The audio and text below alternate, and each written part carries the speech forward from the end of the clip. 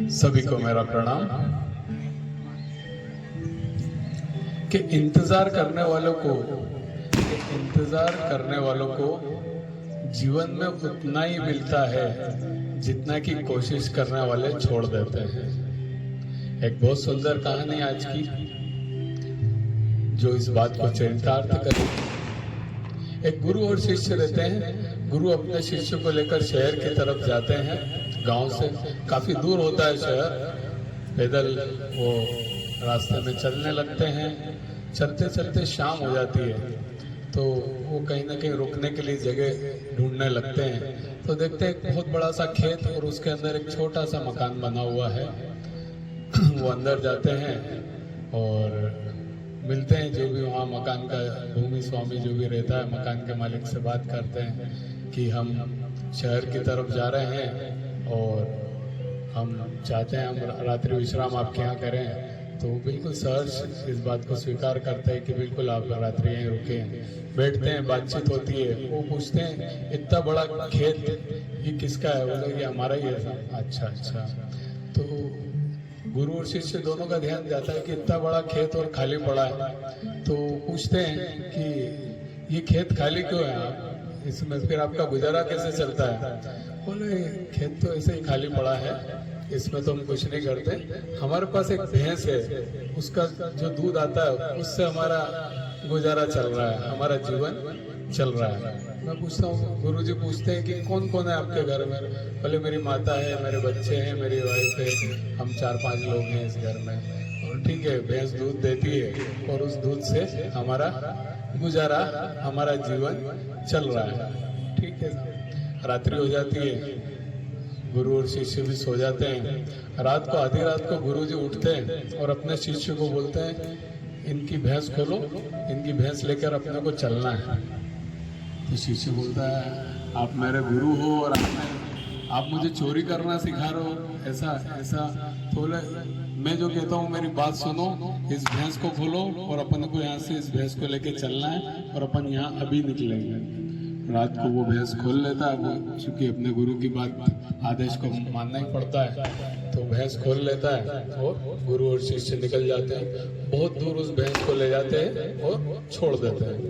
और गुरु और शिष्य अपने शहर की तरफ जो चल रहे हैं चलते रहते हैं। शहर पहुंच जाते हैं। गुरु अपने काम में लग जाता है, शिष्य अपने काम धंधे में लग जाता है। 10-12 साल निकलते हैं, लेकिन उस शिष्य के मन में ये गिल्ट हमेशा रहता है कि यार अपन ने उस गरीब व्यक्ति के साथ अच्छा नहीं किया मेरे गुरुदेव ने, और उसमें मुझे भी सहभागी बनाया। उसका जो गुजारा जिस भैंस पे चल रहा था, जिसका परिवार उस भैंस से पल रहा था, उन्होंने उससे उसकी भैंस छीन ली। बड़ा गिल्ट लगता था उसको। लेकिन चूंकि अच्छा काम धाम किया उसने, अच्छा बिजनेस किया, अच्छा पैसा कमा लिया, 10-12 साल बाद उसको एहसास होता है कि नहीं, मुझे उस गरीब व्यक्ति से वापस जाके मिलना चाहिए और देखूं कि वो किस परिस्थिति में जीवन जी रहा है, उसके साथ क्या हो रहा है। ये सोच के वो वापस उसी जगह जाता है जहाँ उन्होंने रात गुजारी थी। तो वहां जाके देखता है कि अच्छी बहुत बढ़िया बगीचे बन गए, फसल लहरा रही, मकान की जगह बंगला बन गया। तो उसको लगता है कि यार गरीबी में बेचारे ने या तो किसी को जमीन बेच दी है और कहीं चला गया होगा। जो यहाँ रह रहा है मैं उससे उसका पता लेता हूँ कि आखिर वो कहाँ गया है। ये सोच के वो अंदर जाता है, देखता है कि वही व्यक्ति बैठा होता है जिन्होंने उस रात को उन्हें विश्राम दिया था। तो आश्चर्य से पूछता है कि यार वो भी पहचान लेता है।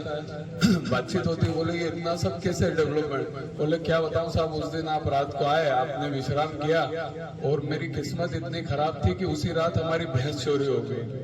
भैंस चोरी हो गई तो मैं क्या करता? और कुछ दिन तो मैंने लकड़ियां बेच के जैसे तैसे, पर फिर भी मेरे परिवार का गुजारा नहीं चल रहा था। फिर मैंने खेती शुरू करी। इस खेती, इतनी बड़ी जमीन थी, खेती शुरू करी, मुझे अच्छा पैसा मिलता गया। मैंने अच्छे बगीचे बना लिए, अच्छी इनकम हुई, आज बंगला बन गया। तो मैं तो ईश्वर को धन्यवाद देता हूँ। अगर मेरी भैंस चोरी नहीं होती तो मैं आज इतना बढ़िया जीवन नहीं जी सकता था। उस दिन उस शिष्य को समझ में आ गया कि गुरु होता है। कि गुरु ने क्या सोच के भैंस छुड़वाई थी कि उसके जीवन में बदलाव आया। कई बार हम भी इसी तरह जीवन में एक ही ढर्रे पे चले जा रहे हैं, जीवन में कुछ बदलाव ही नहीं ला पा रहे हैं। होता है ना ऐसा कुछ बदलाव, क्योंकि अपने को लगता है बस यही जीवन है और यही हमारा जीवन समाप्त हो गया। नहीं, जीवन में आप और हम बहुत सारी गुंजाइश हमारे अंदर है, बहुत सारी ताकतें हमारे अंदर है जिनसे हम बहुत बड़ा बदलाव ला सकते हैं, लेकिन हमें उन चीजों से हटना पड़ेगा जो चल रहा है। ठीक है, तो यही इस कहानी से हमें शिक्षा मिलती है। एक छोटा सा भजन करते हैं और उसके बाद अगले प्रयोग में प्रवेश करेंगे। सभी मित्रों को सादर जय श्री कृष्ण।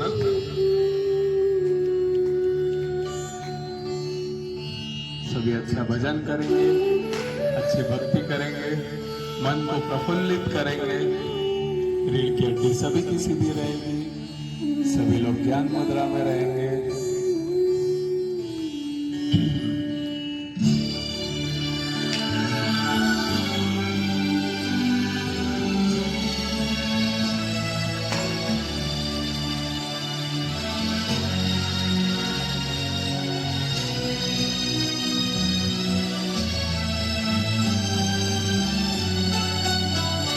अच्युतं केशवं कृष्ण दामोदरं रामनारायणं जानकी वल्लभम्।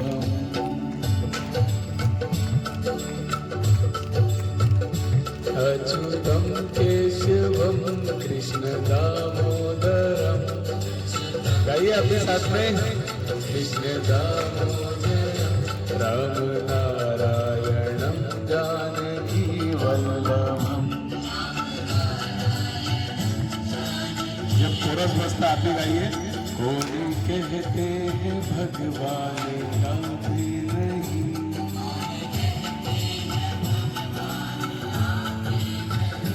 तुम मीरा के जैसे बुलाते नहीं।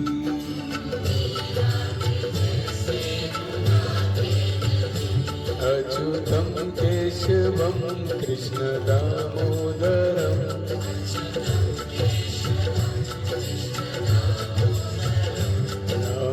रामनारायणं जानकी वल्लभम्।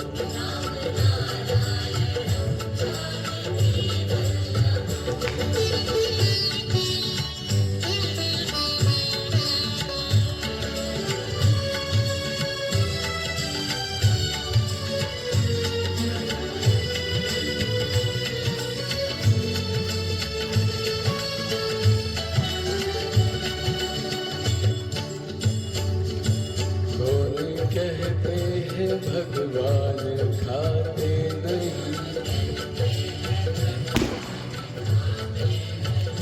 बैर शबरी के जैसे खिलाते नहीं।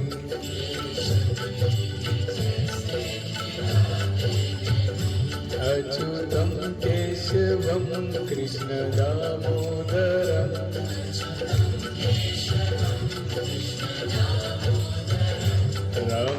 रामनारायणं जानकी वल्लभम्।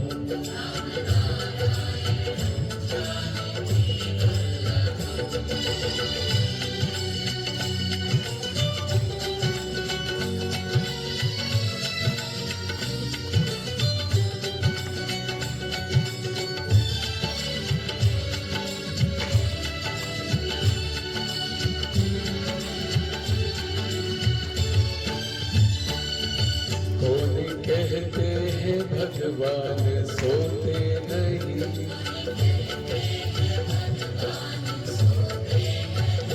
माँ यशोदा के जैसे सुलाते नहीं, माँ यशोदा के जैसे सुलाते नहीं।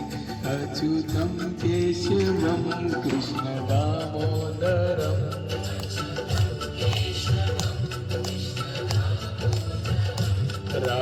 रामनारायणं जानकी वल्लभम्। चलिए, सबको बहुत बहुत धन्यवाद।